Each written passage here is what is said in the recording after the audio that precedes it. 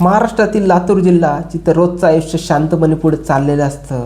लोक आपापल्या कामात मग्न असतात. कुणालाही कल्पना नसते की याच ठिकाणी एका माणसाच्या डोक्यात असा विचार येणार आहे जो पुढे जाऊन एका निरपराध जीवाचा अंत करणार आहे. गणेश चव्हाण नावाचा हा माणूस बाहेरून पाहिलं तर पूर्णपणे सामान्य. तो फायनान्स कंपनीत काम करत होता. लोकांशी बोलण्यात हुशार, पण आतून मात्र प्रचंड तणावात होता. कारण त्याच्यावर वाढत जाणारं कर्ज, जवळपास 57 लाख रुपये, बँकाचे फोन त्याला येत होते, रिकव्हरी एजंटचा दबाव आणि प्रत्येक दिवसासोबत वाढणारी घुसमट. या सगळ्यातून त्याची सुटका मिळवण्यासाठी त्याच्या मनात एक विचार जन्म घेत होता आणि हाच विचार पुढे जाऊन गुन्ह्यात बदलतो. गणेशकडे 1 कोटी रुपयाची लाईफ इन्शुरन्स पॉलिसी होती आणि हळूहळू त्याच्या डोक्यात एकच गणित पक्कं होतं. जर मी मेलो तर कर्ज संपेल, पैसा मिळेल आणि माझे लोक आणि माझी फॅमिली सुखात राहतील. पण इथेच हा विचार थांबत नाही, कारण गणेशला मारायचं नव्हतं, त्याला जिवंत राहायचं होतं आणि त्यासाठी त्याला दुसऱ्या कोणाचा तरी मृत्यू गरजेचा होता. इथून सुरू होतं खरा थरार.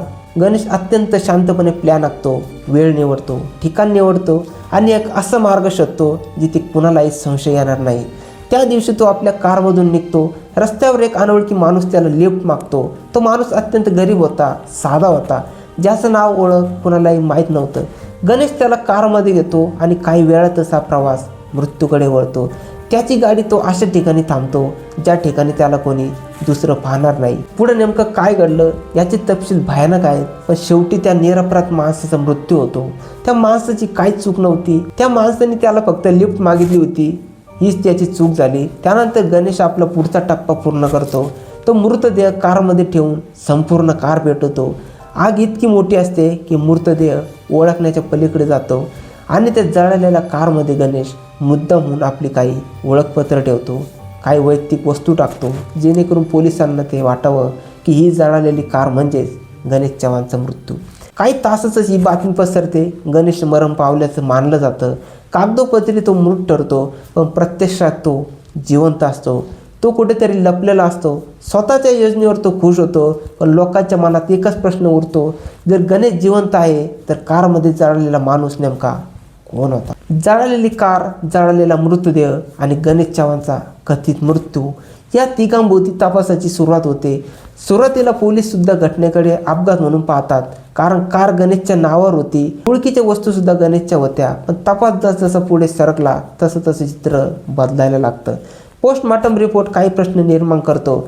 मृतदेहाची शरीर रचना आणि काही बाबी गणेशशी पूर्णपणे जुळत नसतात आणि पोलिसांच्या मनात पहिला संशय निर्माण होतो. त्यानंतर तपास डिजिटल दिशेने वळतो, कारण आजच्या काळात गुन्हेगार कितीही काळजीपूर्वक गुन्हा केला तरी मोबाईल फोन आणि नेटवर त्याचं गुपित उघड करतातच. गणेशचा मोबाईलसुद्धा जळालेला असायला हवा होता, पण कॉल डिटेल्स तपासल्यानंतर समोर येतं एक धक्कादायक सत्य. मृत घोषित झाल्यानंतरही त्याच्या नंबरवरून हालचाल होत होती. कॉल्स, मेसेजेस, लोकेशन बदलत होती आणि याच ठिकाणी पोलिसांना खात्री होते की गणेश अजून जिवंत आहे. पुढील तपासात त्याने एका जवळच्या व्यक्तीशी, एका महिलेशी केलेले मेसेज समोर येतात, ज्यामधून तो जिवंत असल्याचे संकेतसुद्धा देत होता. हा तपास आता अपघातातून थेट हत्येपर्यंत पोहोचतो. पोलीस फॉरेन्सिक तपास अधिक खोलात नेतात.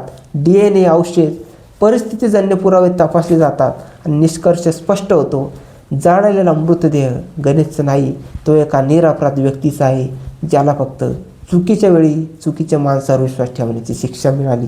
याच दरम्यान पोलीस गणेशच्या आर्थिक आयुष्याची छाननी करतात. कर्ज, फायनान्स कंपन्या, विमा पॉलिसी आणि इथून संपूर्ण काटाचा उलगडा होतो.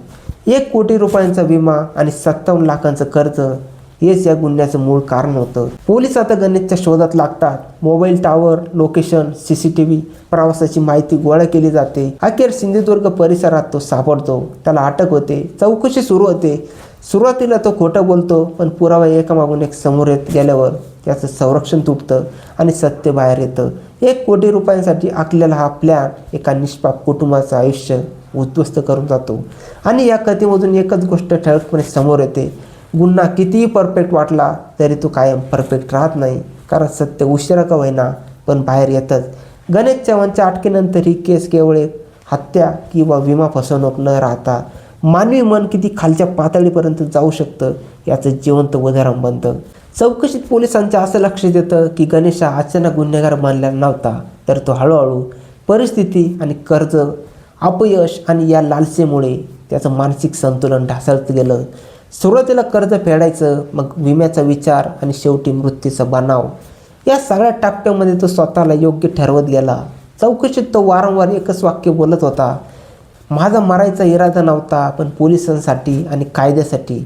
हा युक्तिवाद अर्थहीन होता, कारण त्याच्या जगण्यासाठी एक निरपराध माणसाचा जीव गेला होता. तपासात उघड होतं की गणेशने या प्लॅनसाठी आधीपासूनच मानसिक तयारी केली होती.